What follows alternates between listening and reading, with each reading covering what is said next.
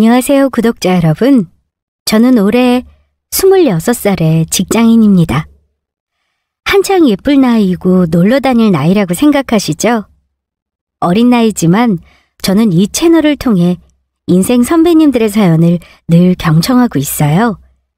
사실은 우리 엄마가 살아생전 저와 함께 같이 울고 웃으며 듣던 채널이라 이렇게 저의 사연도 보낼 용기를 내보았습니다.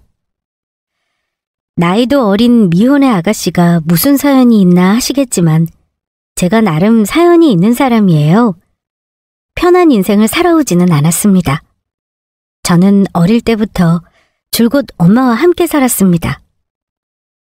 엄마와 사는 삶이 평탄했느냐면 그렇진 않았습니다. 사실 엄마와 둘이 살면서 고생을 많이 했어요. 제가 대학교 가자마자 엄마가 암 선고를 받으셨고 졸업을 미루면서 엄마 투병을 도와야 했습니다. 무사히 항암도 마쳤고 이제 건강을 회복하는 일만 남았다고 믿었는데 재발하시는 바람에 엄마는 작년에 5년간의 암 투병 끝에 그만 돌아가셨어요. 그런데 엄마가 돌아가시고 장례식에서 저는 평생을 가슴속에 상처이기도 하면서 추억이기도 했던 사람을 만났습니다. 그 사람이 바로 지금 저와 함께 살고 있는 친아빠예요. 오늘 제 사연 중에 가장 드라마틱한 이야기이기도 하고요. 그런데 아빠와 이렇게 살게 되기까지 참 운명의 장난 같은 일이 있었습니다. 아마도 엄마가 저를 위해 마지막 선물처럼 인연을 정리해 주신 듯해요. 오늘 저는 나름의 원망을 하고 살던 아빠와 과거 응어리를 풀고 지내게 된 과정을 얘기해 볼까 합니다. 엄마가 돌아가시고 한동안 실감이 안 나더라고요. 아직 엄마가 내 옆에 있는 것만 같고 가끔은 혼잣말도 하게 되고요. 얼마 전에 아빠의 제안으로 처음 비행기를 타고 일본 여행을 다녀왔습니다. 다 커서 만난 아빠와 둘이 가는 여행이 좀 어색하긴 했지만 가는 곳마다 엄마 사진을 들고 다녔어요. 좋은 곳에 가서 맛있는 걸 먹을 때면 꼭 엄마 생각이 나더라고요. 희원이 네가 엄마 생각이 많이 나는 모양이구나. 엄마랑 여행 가본 적은 없었던 거니? 고등학교 이후로는 없죠. 대학 가자마자 엄마가 아프셨으니까요. 간간히 가까운 곳은 다녔어도 이렇게 해외여행을 같이 가본 적은 없어요. 사실은 제 소원이었는데. 이렇게 엄마 사진으로라도 보여드려야죠. 그래. 네가 무슨 말을 하든 아빠는 미안한 마음만 두는구나. 그저 세월이 원망스럽다. 아빠는 이렇게라도 너랑 여행을 와서 얼마나 좋은지 몰라. 그동안 아빠가 못해준 거 다 해주고 싶구나. 저는 아빠 말에 그저 웃을 뿐 다 해달라고 선뜻 대답은 안 나오더라고요. 그만큼 떨어져 살았던 세월이 길었으니 가까워지는 것도 시간이 걸리는 일이겠죠. 짐작이 가시겠지만 저는 아주 어릴 적부터 줄곧 엄마랑만 살았습니다. 그런데 부모님이 이혼하신 게 아니라 어느 날 갑자기 따로 살았던 기억이 납니다. 정확히 기억은 안 나지만 엄마와 아빠가 제 앞에서 싸우거나 별다른 나쁜 모습을 보인 적은 없으셨어요.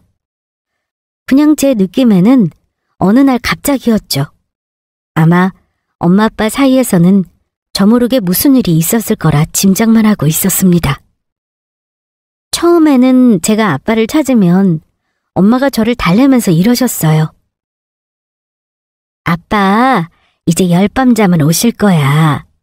우리 희원이 좋은 장난감 사주려고 지금 돈 벌러 가신 거야.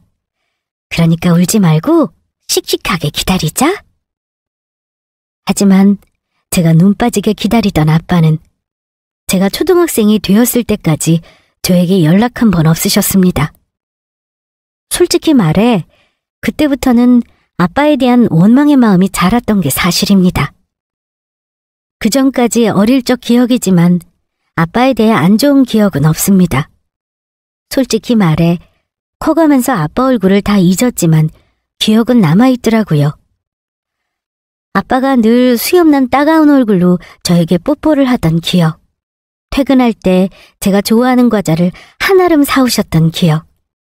여름에 바닷가며 계곡으로 놀러갔던 기억 등등이 남아 있습니다. 그런데 어느 날부터인가 엄마가 저에게 아빠 얘기를 더 이상 안 하시더라고요. 그리고 외갓집에 가면 외할머니는 저랑 엄마에게 불쌍하다는 말씀을 하시며 우시기만 했습니다. 그런 저에게 한 가지 기억나는 일이 있긴 했습니다.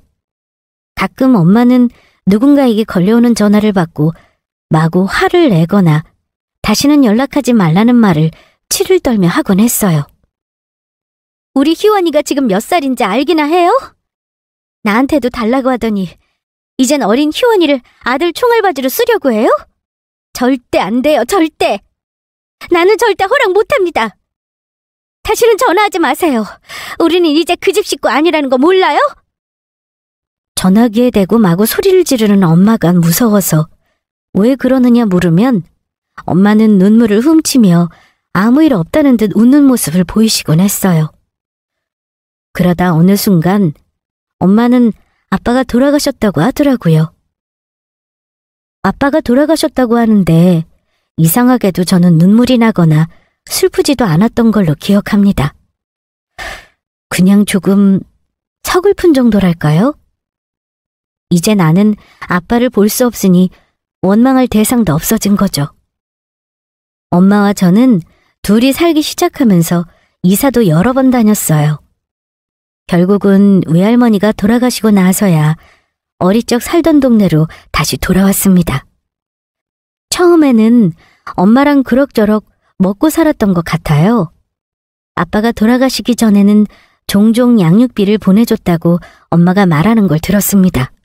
하지만 아빠가 돌아가셨다는 소식을 듣고 나서 우리는 이사를 했고 그때부터는 엄마가 굉장히 고생을 많이 하신 기억만 납니다. 엄마는 여자 혼자 몸으로 자식을 키워내느라 힘드셨고 저는 저 나름대로 학교에서는 아빠 없는 애라는 놀림과 은근한 따돌림을 견뎌야 했습니다. 사춘기 때는 말수도 적고 뚱뚱한 저를 대놓고 괴롭히는 친구들 틈바구니에서 참 외로웠어요. 하지만 공부는 곧잘해서 지역 명문이라는 고등학교에 입학하고부터 서서히 자신감을 가지게 되고 밝아졌던 것 같습니다. 하지만 주변 친구들은 좋은 부모님이 지원해주는 비싼 학원을 다니며 입시를 준비하더라고요. 저는 굳이 친구들과 비교해 저를 비관하지는 않았습니다. 우리 엄마에게 공부 잘하는 저는 늘 자랑거리였고 최선을 다해 뒷받침해 주셨다는 걸 알아요. 다만 우리 아빠는 왜 내가 이렇게 고등학교 가는 것도 못 보고 돌아가셨나 하는 생각에 서글펐습니다. 저는 다른 친구들보다 몇 배의 노력을 더 해야 한다고 생각했어요. 그래서 이 악물고 공부했습니다. 그 흔한 학원 대신 EBS를 들었고 착한 친구들이 입시 자료나 다 푼 모의고사 문제지를 주면 고맙게 받아들고 너덜거릴 때까지 공부하고 그랬어요. 엄마는 어떻게든 저랑 살아보시겠다며 미용 기술을 배워 동네에 작은 미용실을 차리셨습니다. 생각했던 것보다 미용실이 잘 되었어요. 동네의 어르신들 상대로 싼값에 새치 염색이며 파마며 서비스를 제공하니 장사가 잘 되었습니다.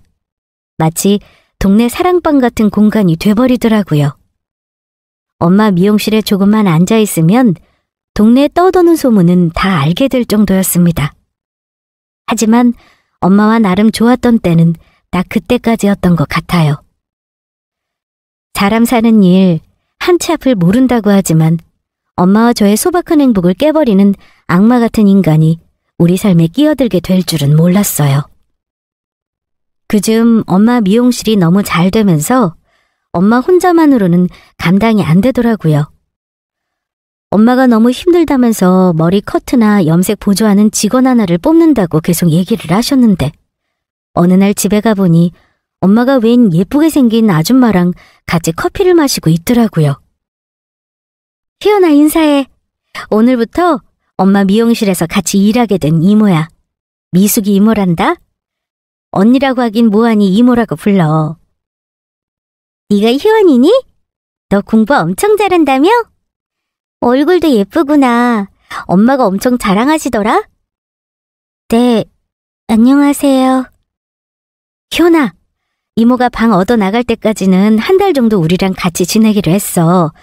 둘이 있기 적적했는데 사람 하나 더 늘면 재미있겠다. 그렇지? 그래, 희원아. 이모랑 같이 방 쓰자. 아니다. 나 때문에 너 공부 방해하면 안 되겠네. 내가 아무래도 사장 언니랑 같은 방 써야겠는데요? 엄마는 마치 원래부터 알고 지낸 사람처럼 그 이모를 대했습니다. 누구 소개로 왔다고는 들었는데 그 언니는 예쁘장한 얼굴만큼이나 참 말도 많고 싹싹한 성격이더라고요. 말수 적은 저는 기가 빨릴 정도였습니다. 아무튼 한 달만 신세를 지겠다던 그 언니는 같이 사는 기간이 자꾸 늘었습니다. 방을 못 구했다면서 한 달을 더 늘리더라고요. 그러더니 무려 석 달이 넘게 우리 집에서 먹고 자고 했습니다. 처음에는 엄마 말대로 심심하지 않고 좋았어요. 사실 저보다는 엄마가 웃는 걸 보는 게 좋았습니다. 엄마는 원래 술도 잘 못 마시는 분인데 그 이모가 주는 술을 곧잘 받아 마시곤 했습니다. 저녁 때 가끔 치킨 파티를 하기도 했고 주말에는 목욕탕에 다 같이 가기도 했어요. 엄마는 그 이모를 마치 잃어버린 동생을 다시 만난 것처럼 잘해주셨습니다. 그런데 저는 어쩐지 그 이모의 눈빛을 보면 긴장감을 느낄 때가 종종 있었습니다. 뭔가 입은 웃고 있는데 눈은 번뜩이고 있다던가 엄마와 아무리 친하다지만 스스럼 없이 엄마 옷을 함부로 입고 화장품을 쓰고 심지어 속옷도 꺼내 입을 때는 어린 저지만 한마디 하고 싶었어요. 엄마는 이모가 간혹 선을 넘는 행동을 해도 그냥 너그럽게 넘어가시는 듯 했습니다. 엄마는 저에게 돌아가신 아빠 얘기를 한 번도 하신 적 없었어요. 그런데 그 이모랑 지내면서 가끔 술 한잔을 하시면 신세 한탄을 하시곤 했습니다. 저는 그 소리가 듣기 싫어서 엄마가 그런 소리를 하시면 방으로 들어가 문을 닫아버렸어요. 그래도 엄마가 미용실을 운영하면서 경제적으로 힘들지는 않았어요. 다행히 중요한 시기였던 고등학교 시절에는 그나마 안정적으로 보냈던 것 같아요. 엄마는 바쁘신 와중에도 제 학원비를 꼬박꼬박 지원해 주신 덕에 저는 고3이 돼서는 성적이 쑥쑥 오르게 되었습니다. 그런데 가장 중요한 그 시기에 사고가 터졌습니다. 한창 공부를 해야 하는 그 시기, 엄마가 가진 돈을 전부 털리고 심지어 미용실 보증금까지 싹 다 날려버리게 된 사건이 생긴 겁니다. 그야말로 매일 평범하게 지내던 날이었습니다. 그날은 야자가 없어서 집에 일찍 귀가했는데 미용실에 있어야 할 엄마가 집에 있었고 무엇보다 집안 꼴이 엉망이었어요. 마치 도둑이라도 든 것처럼 난리가 나 있었습니다. 깜짝 놀란 저는 엄마를 다급하게 찾았는데요. 엄마는 머리를 다 풀어헤친 채 거의 정신이 반쯤 나가 있었습니다. 엄마, 대체 이게 무슨 난리야? 어? 집에 도둑 든 거야? 뭐라도 훔쳐갔어? 엄마, 정신부터 좀 차려봐, 어? 희연아, 어쩌냐, 어? 엄마는 이제 망했다, 망했어. 내가 왜 사람을 그리 쉽게 믿었나 몰라. 내 발등을 내가 찍었구나. 엄마는 알 수 없는 말씀을 하시면서 눈물을 펑펑 쏟으셨습니다. 글쎄, 미숙이 인연이 엄마 돈을 다 빼돌린 모양이야. 엄마 인감까지 어찌 떼었는지 싹 다 들고 날랐다. 고발해야 하는데. 희연아, 엄마랑 당장 경찰서부터 가자. 내가 뭐에 홀렸던 게 분명해. 엄마가 미쳤었나 봐, 희연아. 엄마, 좀 알아듣게 말을 해봐. 미숙이 이모가 뭐? 엄마 돈을 어떻게 들고 날랐다는 거야? 설마 빨리 전화부터 해봐. 전화를 안 받아, 전화를. 엄마가 오늘 미용실에 갔더니만 거기에 김씨 아줌마랑 과일가게 아줌마가 와서는 미숙이한테 돈을 뜯겼다고 연락이 안 된다고 하는 거야. 엄마는 설마 했어. 엄마도 며칠 전에 미숙이가 엄마 수술비가 모자라다고 해서 돈을 빌려줬거든? 근데 그 얘기 듣고 기분이 영 이상한 거야. 혹시나 해서 집에 와봤더니 엄마가 금고에 넣어뒀던 현금이랑 금이 싹 다 없어졌어. 그러고 보니 엄마는 전날부터 집에 들어오지 않은 미숙이 모를 걱정했었죠. 저는 엄마에게 경찰에 신고부터 하자고 했습니다. 부랴부랴 경찰서로 갔는데 황당한 건 뭔 줄 아세요? 미숙 이모는 본명이 아니었습니다. 생년월일도 완전 거짓이었고요. 심지어 핸드폰도 자기 명의가 아닌 대포폰. 그 아줌마는 완전히 잠적을 해버려서 도저히 찾을 수가 없는 상태의 사람이었습니다. 신고는 했지만 시간은 흐르기만 할 뿐 결국 그 못된 인간을 잡지 못했어요. 엄마는 그 일로 화병을 얻었습니다. 은행도 못 믿어서 버는 돈을 차곡차곡 현금과 금으로 모으시던 우리 엄마. 아마 엄마가 병을 얻은 것도 그 일에 영향이 분명히 있을 거예요. 저는 잊어버리자고 했지만 엄마는 차마 잃어버린 돈에 미련을 거두지 못하고 매일 소가리를 하셨어요. 제 대학 등록금이라며 애써 모아놓으신 것도 다 없어졌으니 엄마 심정이 어땠을지. 돈이야 또 모으면 된다고 했지만 엄마는 가볍게 넘기지 못하는 사람이었죠. 하필 고3 때 일어난 그 사건으로 저는 공부를 하다가 흐름이 깨지고 말았습니다. 아무리 마음을 다잡는다고 하지만 가정에 복잡한 일이 있으니 아무래도 집중이 잘 안 되더라고요. 그 난리 중에도 저는 어찌어찌 수능을 치르고 대학을 갔는데요. 수능을 원래보다 망치는 바람에 조금 낮춰서 대학을 가긴 했지만 재수를 할 상황은 아니었습니다. 엄마는 믿었던 사람에게 사기를 당한 이후로 건강을 많이 잃으셨어요. 눈에 띄게 말라가고 밥도 못 드셨습니다. 그런데 이상하게 배는 나와 있었고 소화가 안 된다고 하셨어요.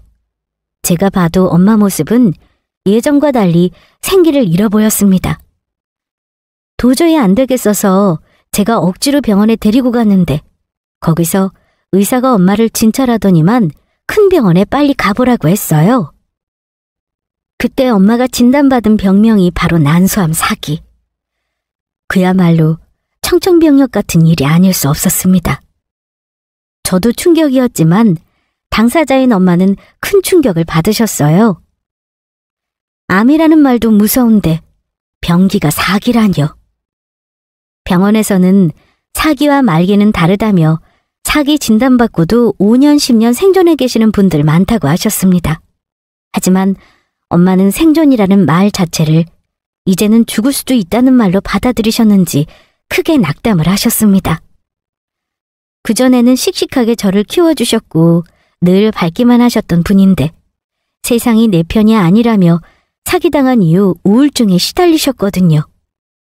게다가 이런 큰 병까지 얻고 완전히 무너지셨던 겁니다. 저는 대학에 막 입학해 한 학기를 겨우 다닌 새내기였지만 다음 학기에는 엄마 간병을 위해 휴학을 해야 했습니다. 엄마 보험을 알아보고 항암 치료와 엄마 수술까지 모든 걸 엄마 옆에서 했어요. 저는 엄마가 병을 반드시 이길 것이라고 믿었습니다. 그나마 제가 버틴 건 옆에서 물심양면으로 도와준 작은 이모 덕분이었습니다. 이모는 부산에 살아서 자주 보고 살지는 못했지만 기억해보면 늘 엄마가 힘든 일이 생기면 도움을 줬던 것 같아요. 어릴 적 엄마가 저를 혼자 데리고 살기 시작했을 때, 엄마가 사기당하셨을 때, 그리고 제가 대학 가니까 등록금도 보태주셨어요. 엄마가 암에 걸렸다는 소식을 듣고 누구보다 마음 아파하셨고요. 엄마 간병을 하며 1년의 시간이 지나는 동안 다행히 엄마는 많이 호전이 되었습니다. 항암할 때는 사람 꼴이 아니었지만 수술도 하고 항암을 끝내고 나서는 체력을 어느 정도 회복하셨죠. 그때부터는 엄마도 살고자 하는 의지가 강해지셨는지 이겨내려는 노력을 많이 하셨습니다. 운동도 다니셨고 우울감에 빠져있지 않기 위해 명상도 하셨고요. 엄마가 체력을 회복하시면서 체중도 늘었고 조금씩 일상을 되찾기 시작했습니다. 저는 휴학 1년 만에 다시 학교에 돌아갔어요. 김병에 효자 없다는 말 있죠? 그 말은 저에게 해당하지 않는 말이었어요. 왜냐면 저한테는 세상에 오직 엄마뿐이었기 때문에 엄마가 투병을 얼마나 오래 하든 이 상태로만 내 옆에 오래 있어준다면 더 바랄 것이 없다고 생각했습니다. 저는 대학 다니는 내내 늘 살얼음판을 걷는 기분으로 살았던 것 같아요. 엄마가 아프면서 하나 깨달은 건 지금 이 순간을 소중하게 여겨야 한다는 사실이었습니다. 모든 좋은 건 지금 하자라는 게 엄마와 저의 신조였어요. 그래서 맛있는 거 먹고 싶으면 미루지 않았고 가고 싶은 곳에 있어도 미루지 않았습니다. 내가 왜 그리 지난 일에 매달려서 속을 끓였나 몰라. 엄마가 병 생긴 건 계속 속에 있는 걸 털어내지 못해서 같아. 이제는 그렇게 바보같이 안 살란다. 희연아, 엄마랑 이제 하고 싶은 거 다 하면서 살자. 알았지? 그래, 엄마. 인생이 이렇게 짧잖아. 우리 이제 여행도 다니고 재미있게 살자. 졸업 후 제가 원하던 회사에 취업 성공했을 때는 엄마와 처음으로 해외여행을 갈 계획도 세웠어요. 엄마가 처음 암 발병하고 투병한 지 만 3년이 채 안 되던 때 엄마의 암이 재발했다는 사실을 알았습니다. 그리고 이미 다른 곳에 전이도 있었고 병기는 이미 말기로 진단이 되었어요. 그때는 엄마와 저 절망했지만 그래도 다시 힘을 내어 이겨내어 보려 했습니다. 엄마, 지금 이깟 암 때문에 낙담하고 있을 때야? 한 번 이겼는데 두 번 못 이기겠어? 엄마, 다시 힘내보자. 그래, 희원아. 엄마도 힘낼게. 한 번이 무섭지 두 번이 무섭겠니? 우리 딸이 엄마 때문에 힘들까봐 그게 걱정이지. 미안해, 우리 딸. 엄마가 건강해야 우리 딸한테 도움이 되는 건데. 어쩌면 엄마가 우리 딸 시집가는 것도 못 볼 수도 있겠다. 그렇지. 엄마도 참. 젊은 내가 뭐가 힘들어. 그리고 나 시집가는 건 왜 못 봐? 그런 약한 소리 하지도 마. 엄마 아직 30년은 거뜬해. 그나저나 우리 여행은 잠시 뒤로 미뤄둬야겠다. 엄마, 다른 걱정하지 마. 우린 다시 한번 해보자. 제가 울고불고 슬퍼하면 엄마가 더 슬퍼하실 것 같아서 저는 더 씩씩한 모습을 보였습니다. 그리고 다시 이어진 엄마의 투병 생활은 결코 쉽지 않았습니다. 암이라는 병이 왜 무서운 병인지 아시나요? 고통 때문에 그냥 죽는 게 낫다는 생각을 하게 만든다는 점입니다. 병원에서는 항암을 해도 효과가 없을 거라고 하셨어요. 쓸 수 있는 항암제를 다 썼지만 엄마 암은 사라지지 않았습니다. 해볼 수 있는 건 다 해보고 싶어서 비싼 약도 썼지만 엄마 병세는 차도가 없었어요. 엄마 투병을 하면서 저는 살던 집도 정리하고 반전세로 옮겼고 경제적으로도 조금 힘들었습니다. 암성 통증이라는 건 정말 옆에서 보는 사람도 힘들게 하더라고요. 병원에서는 통증을 조절하는 약만 줄 뿐 더 해주는 것이 없었습니다. 결국 엄마와 상의 끝에 강원도의 호스피스로 입소하셨어요. 주변 정리를 천천히 해오셔서인지 엄마는 호스피스 들어갈 때는 더없이 편안해 보이셨습니다. 결국 엄마는 호스피스에서 2달 머무르시다가 그만 암을 이기지 못하고 돌아가셨습니다. 저는 세상이 무너지는 느낌이었습니다. 어릴 적부터 아빠도 없이 나를 오롯이 키워주신 엄마를 생각하면 그냥 눈물만 나왔습니다. 형제자매가 없다는 게 이리도 서러운 일인지 저는 엄마 초상을 치르며 알았습니다. 슬퍼할 시간도 없이 닥친 일들을 할 게 많았어요. 다행히 엄마는 투병을 하시면서도 수목장을 하고 싶으시다며 자리까지 다 마련해 놓으셨습니다. 장례비도 마련해 놓으셨고요.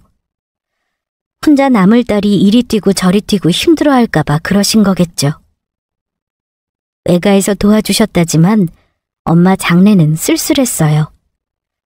일가 친척들도 많지 않아 엄마 마지막 가시는 길이 더 슬프게 느껴졌습니다. 조문객은 거의 제 손님이 다였어요. 그래도 혼자 남은 저를 위해 친구들과 직장 동료들이 많이 와주셨죠. 한창 조문객을 맞이하고 있을 때였습니다. 머뭇거리며 장례식장으로 들어서는 한 노신사를 보고 저는 눈길을 다른 곳으로 돌릴 수가 없었습니다. 너무나도 낯익은 얼굴. 그 노신사도 저를 보더니 한참 동안 저에게서 시선을 거두지 못하고 있었습니다. 핏줄이 당긴다는 말 아시죠? 저는 그 노신사가 어쩐지 어릴 적 돌아가셨다고 말만 들은 나의 아빠 같다는 느낌이 들었습니다. 그런데 제가 옆에 계신 이모에게 먼저 누구냐고 물어보기도 전에 이모가 벌떡 일어나더니 그 노신사를 맞이하며 엉엉 우시는 겁니다.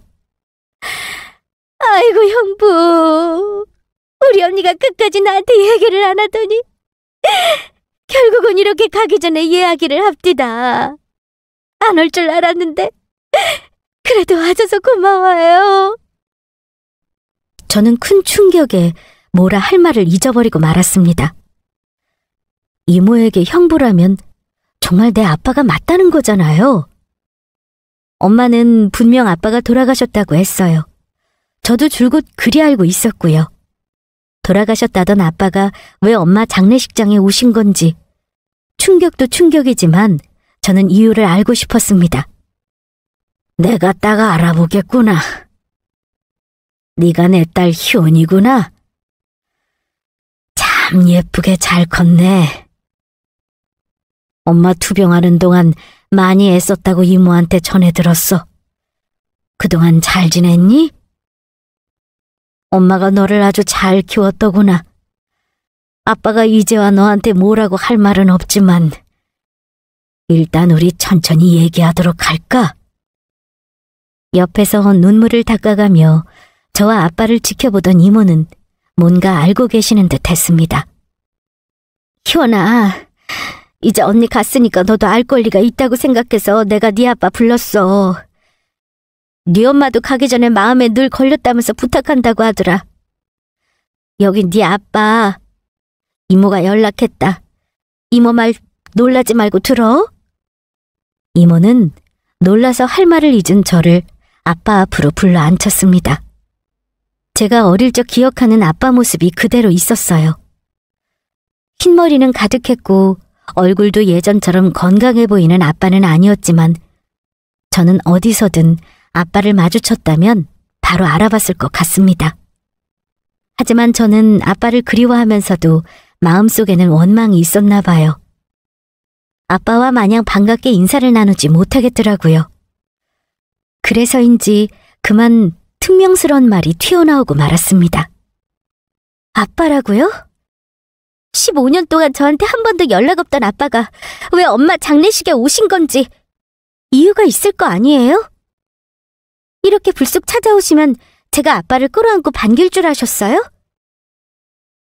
그러자 아빠는 한숨을 쉬시며 본인의 사정을 들어달라고 하시더라고요. 희원이 네가 나를 온전히 이해할 거라 생각지는 않아. 그래도 이제는 성인이니 엄마가 나를 죽었다고 했다더구나. 나도 나중에 얘기 들었다. 실은 아빠가 네 엄마랑 헤어진 건 순전히 아빠 때문이야. 엄마는 종종 엄마 아빠가 헤어진 건 아빠 잘못은 아니라고 하셨는데 아빠는 모든 게 자기 잘못이라고 하시더라고요. 아빠가 그때 여러 가지 문제가 많았어. 금전적인 문제 때문에 엄마랑 서류상으로 이혼했고 혹시 빚쟁이들이 찾아올까 봐서 따로 살아야 했어. 상황이 나아지면 아빠가 너랑 엄마를 꼭 다시 찾아오려고 했다. 모든 게 아빠 때문이야. 엄마는 몰랐을 거다. 내가 처음에는 일방적으로 헤어지자고 했으니까 말이다. 근데 우리 집에서 나중에 네 엄마한테 연락을 했다더구나. 아빠가 재기해보려고 노력하는 중에 갑자기 신장병을 얻었다. 병이요? 엄마는 아빠가 죽었다고 했는데 그럼 정말 아빠가 아프셨다는 거예요? 그래. 이만저만 아픈 게 아니었어. 그때 아빠가 신장이식이 필요했는데 우리 누나가 아마 네 엄마한테 연락해서 신장을 달라고 한 모양이야. 나중에 네 엄마한테 들으니 너 20살 되자마자 수술해달라는 말까지 했다더구나. 아빠가 그날로 집안 다 뒤집어 엎었지. 네 엄마한테는 나 죽은 사람으로 알고 살라고 했다. 그리고 아빠도 다행히 이식 받았어. 기를 쓰고 회복해서 어떻게든 성공하려고 했지.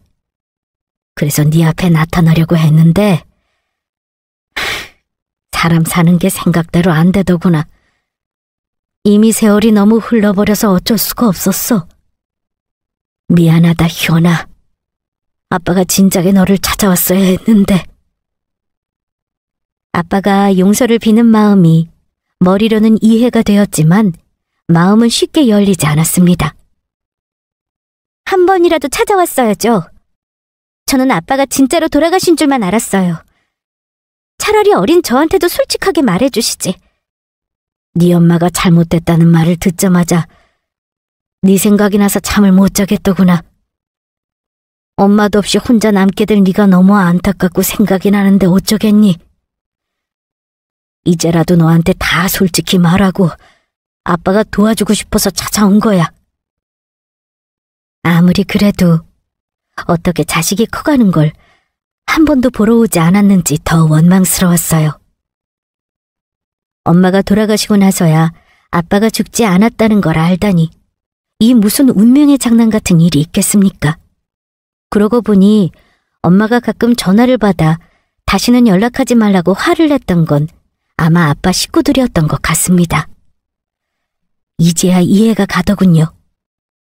지금 와서 지난 세월을 돌이킬 수도 없는 노릇이고요. 그냥 아빠는 저랑 엄마 잊고 잘 살지 그러셨어요. 보아하니 재혼도 하신 것 같은데 맞죠? 그냥 아빠 죽은 줄 알고 살게 놔두시지 도대체 왜 찾아오신 거예요? 아빠 아직 재혼 안 했다. 물론 만나는 여자는 있지. 당장은 아니지만 아마 나도 곧 재혼을 할 예정이긴 하다. 오늘 여기 같이 올까 많이 망설인 건 사실이야. 그래도 너한테는 솔직하게 그동안 아빠 노릇 못한 건 용서를 빌고 당당하게 만나고 싶었다. 조금 있으면 아빠가 만나고 있는 사람도 곧 올 게다. 딸이랑 재회부터 하라고 자리를 비켜주겠다더구나. 네가 굳이 보고 싶지 않다면 그냥 가도 되니까 신경 쓰지 마. 넌 엄마 장래만 신경 쓰도록 해. 아빠가 도와주마. 아빠는 조심스럽게 말을 이어가는 와중에 장례식장에 들어서는 한 명의 여자가 있더라고요. 저는 그 여자를 무심코 쳐다봤는데 50대 중반의 젊어 보이는 인상의 아줌마더라고요. 그 아줌마가 쭈뼛거리며 아빠 쪽으로 오는 겁니다. 그러더니 아빠 옆으로 와서 다정한 눈길로 쳐다보는 겁니다. 딸내미랑은 회포 잘 풀었어요? 이제 나 좀 인사시켜주지. 회포는 무슨... 내가 무조건 우리 딸한테 용서를 빌어도 모자랄 판에. 그런데요. 저는 그 여자 목소리를 듣는 순간 등줄기가 서늘해지는 걸 느꼈습니다. 설마 하며 그 여자 얼굴을 다시 한번 확인한 저는 입을 틀어막을 정도로 놀라고 말았습니다. 아빠 옆에 있는 그 여자.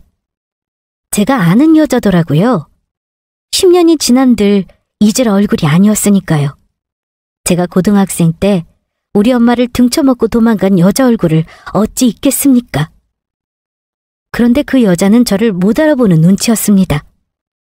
그때는 제가 많이 뚱뚱했으니 모르는구나 싶었어요. 들어오면서 고인이랑 상조 이름도 확인을 안 한 건지 알았다면 아마 들어오지도 못했겠죠. 인사시켜달라며 아빠에게 아양 떨듯 말하는 그 여자에게 제가 먼저 말했습니다. 알아본 사람이 먼저 아는 척 해야죠. 우리가 반갑게 인사 나눌 사이는 아닌 것 같은데 인사를 하고 싶으신가 봐요? 네? 그게 무슨 말이에요, 아가씨? 혹시 나 알아요? 내가 아가씨 친아빠랑 만나는 사람이에요. 꼭 나를 아는 것처럼 말하네? 세월이 10년도 안 지났는데 아줌마는 정말 날 못 알아보는 거예요? 기가 막혀서 정말. 아줌마, 아니 미숙이모. 나 희원이에요, 희원이. 설마 미용실 원장하던 우리 엄마가 먹여주고 재워준 거 모른 척할 생각은 아니죠? 제 이름을 들은 아줌마는 놀라 자빠지는 모습이었습니다. 희원이? 아니 그럼 오늘 죽었다는 사람이 네 엄마라는 거니? 네 엄마가 이 사람 정부인이었고? 옆에 있던 아빠도 놀라긴 매한가지였습니다. 두 사람이 초면이 아닌가 봐. 도대체 무슨 인연이냐? 아빠한테도 좀 말해줘, 희원아. 글쎄요. 결코 좋은 인연은 아니네요. 아마 돌아가신 우리 엄마가 오늘 보고 싶은 사람을 이 자리에 다 부르신 건가 봐요.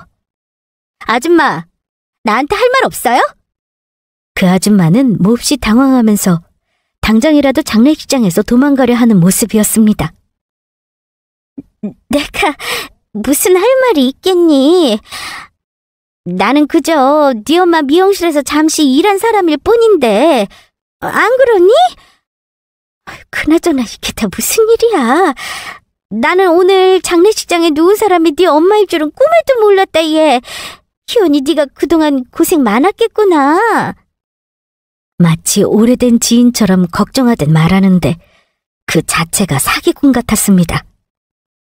옆에 아빠 눈을 의식해서 저리 말하며 눈으로는 저를 협박하듯 쳐다보더라고요. 마치 입을 함부로 놀리지 말라는 듯이요. 예전에 가끔 미숙이모와 눈이 마주치면 느끼던 그 서늘함이 그대로 느껴졌습니다. 하지만 그때는 제가 어렸고 지금은 성인이니 상황이 달랐죠. 게다가 이런 자리에서 아빠와 같이 등장한 그 여자라니요. 이건 보통 인연이 아니다 싶었습니다. 필시 돌아가신 엄마가 만들어준 자리라는 느낌이 들었어요. 아줌마, 걱정하는 척하지 마세요. 나 보자마자 가슴 철렁했으면서 아닌 척하기는. 아줌마가 우리 엄마 금고에 있는 돈 다 들고 도망가는 바람에 우리가 무슨 일을 겪은 줄 알아요? 그거 어찌 보상하실 거예요? 아줌마가 가져간 우리 엄마 돈이랑 금 전부 내놓으셔야겠네요? 어머, 얘가 지금 무슨 뚱딴지 같은 소리를 하고 그래. 금이 뭐고 돈이 대체 뭘 하니? 일단 오늘은 너 엄마 장례 잘 치르렴. 나는 이만 가봐야겠구나. 아빠는 저와 미숙이모 사이에 오고 가는 말을 듣고서는 심상치 않음을 느끼셨던 것 같아요. 나가려는 미숙이모 팔을 붙들더니 억지로 자리에 앉혔습니다. 누가 가라 그래? 일단 앉아 있어봐. 나는 우리 딸 얘기를 좀 더 들어봐야겠어. 그러니까 지금 네 말은 예전에 이 사람이 네 엄마 미용실에서 일했고 엄마 돈을 훔쳤다는 거지? 아빠가 이해하는 게 맞아? 네.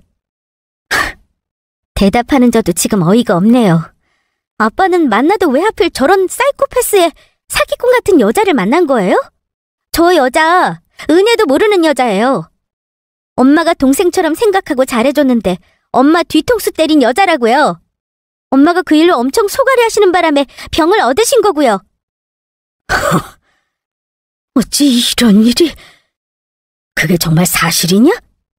우리한테는 이름이 미숙이라고 했어요. 아빠한테는 뭐라고 하던가요? 확실히 등본으로 확인해 본 거 맞아요? 도대체 뭐 하나 진실이 없는 여자라니까요? 아빠가 만난다니 제가 뭐라 할 말은 없지만 알고는 계셔야겠네요. 저 여자가 얼마나 악마 같은 짓을 했는지요. 예, 희연아, 너 그 입 다물어? 너 지금 누구 앞길을 망치려고 그런 모함을 하니? 저기 심 사장님, 아니에요. 아시겠지만 제가 어디 그럴 사람으로 보이세요? 제가 얼마나 여린 사람인데요. 희원이 말대로 응애도 모르는 사람이 여기저기 봉사활동 하고 다니겠어요? 제 말 믿으세요. 아빠에게 다급하게 자기 변명을 했지만 당연히 아빠는 딸인 저의 말을 믿는 눈치였습니다. 엄마가 찾아 헤매다니던 그 여자를 결국 엄마 장례식장에서 보는 현실이 저 역시 황당했어요. 쫓아내야 할지 아니면 붙들고 있다가 경찰에 신고해버려야 하는지 답이 안 나오더라고요. 어떻게든 자기가 한 짓에 대한 죗값은 치르게 하고 싶었습니다. 그때 아빠가 입을 열었습니다. 우리 딸 말이 맞다면 내가 당신을 더 만날 이유가 없지. 우리 딸이 처음 본 사람한테 미쳤다고 저런 말을 지어내겠어? 우리 딸 말이 전부 사실인 듯한데 그게 전부 사실이면 나는 그동안 사기꾼을 만난 셈이군. 이봐요, 영숙 씨. 우리는 아무래도 오늘 장례식 이후로는 얼굴 보고 살면 안 되겠소. 나는 그동안 내가 지은 잘못을 우리 딸한테 갚으면서 살아야 하는 사람이야. 그래서 뭘 어쩌자는 건데요? 김 사장님, 나한테 뭐라 그랬어요? 결혼해달라고 했잖아요. 이제 새 출발하고 싶다고요. 근데 안 보고 살던 딸내미 말만 믿고 나를 홀랑버려요? 이게 말이 되는 소리냐고요? 난 그렇게 못해요. 고소할 테니까 그동안 내가 봉사한 거 돈으로 내놓던가. 본색을 드러내는 그 아줌마를 보니 웃음이 나오더군요.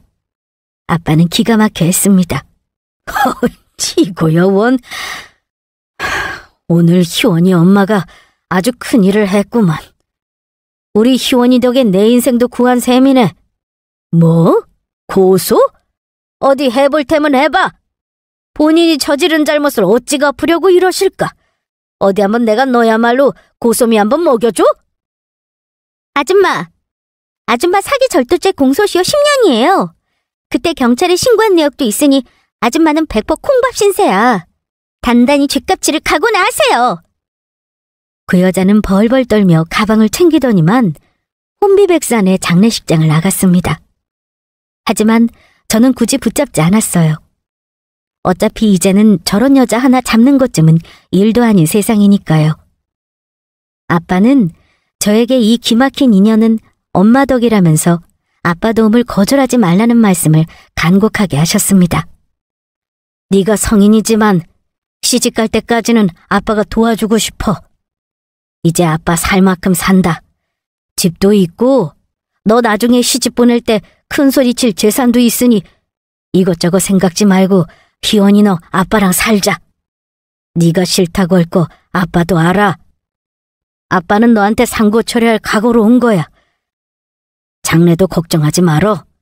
아빠가 계속 같이 있어줄 테니. 죽었다고 생각했던 아빠가 불쑥 그것도 엄마 장례에 나타나 같이 살자고 하면 구독자분들은 선뜻 대답이 나오실까요? 당연히 망설였습니다. 글쎄요, 아빠. 그러기엔 우리 너무 떨어져 산 세월이 길어서요. 저한테 생각할 시간을 좀 주세요. 만약 네 할머니 살아계셨다면 이런 말 못했을 거다. 네가 괴롭힘 당하고 사는 건 나도 싫으니 말이야. 하지만 아빠가 이제는 주변 정리도 다 했고 남부럽지 않게 살아. 내가 죽을 때 내 재산은 당연히 너를 줘야지 내가 누구를 주겠니? 아까 그런 여자랑 결혼해서 내 재산이 갔을 거라 생각하면 아주 소름이 돋는구나. 아빠는 아무래도 우리 희연이 네 덕에 화를 면한 것 같아. 일단 엄마 장례 잘 치르고 생각해보렴. 아빠는 그 아줌마를 쫓아내고 나서 엄마가 장지 가는 날에도 와주셨습니다. 아무리 헤어진 부인이라 해도 마지막 도리는 지키고 싶다고 하셨어요. 장례비도 굳이 부담해 주셨고 제가 부의금 들어온 것 중 일부 금액을 드렸더니 한사코 마다하셨습니다. 그렇게 장례를 모두 치른 후 엄마 주변 정리를 마치고 아빠와 살기로 결정을 내렸습니다. 아빠가 저에게 미안해하는 만큼 저도 마음껏 아빠 덕 좀 보고 싶었거든요. 하지만 아빠는 아빠인 게요. 오랫동안 안 보고 살았음에도 시간이 지나니 점점 어색함이 없어지게 되더라고요. 1년 정도 지나고 나서 심지어 부녀가 여행도 다녀왔으니 말 다 했죠. 솔직히 경제적으로 힘들기도 했고 엄마 투병하며 많이 지쳐 있었거든요. 이제는 직장 다니며 저도 가꾸고 연애도 하고 싶은 마음이 듭니다. 우리 엄마 등쳐먹은 그 아줌마요? 당연히 소재지 파악해서 경찰에 신고했습니다. 물론 얼마 후에 잡혔다는 소식 들었고요. 요즘 웬만한 범죄는 공소시효 10년 넘는 거 혹시 아실까요? 저는 공소시효가 없어져 버려야 한다고 생각하는 사람입니다만 어쨌든 그 안에 죗값 치르는 걸 보게 되었으니 우리 엄마도 하늘에서 이제는 더 바랄 게 없다고 하실 듯 합니다. 본의 아니게 아빠 노후에 큰일 날 뻔한 일을 막아서인지 아빠는 아직도 종종 그때 황당한 상황을 무용담처럼 얘기하시곤 합니다. 그러면서 하시는 말씀이 이제는 재혼 같은 건 절대로 안 하시겠다네요. 아직 아빠에 대한 원망이 없다고 하면 거짓말이지만 저는 그래도 기댈 곳이 있다는 게 너무 좋아요.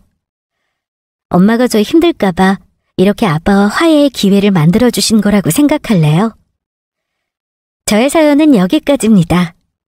구독자 여러분들도 저의 사연을 재미있게 들어주셨길 바라며 마치겠습니다. 감사합니다.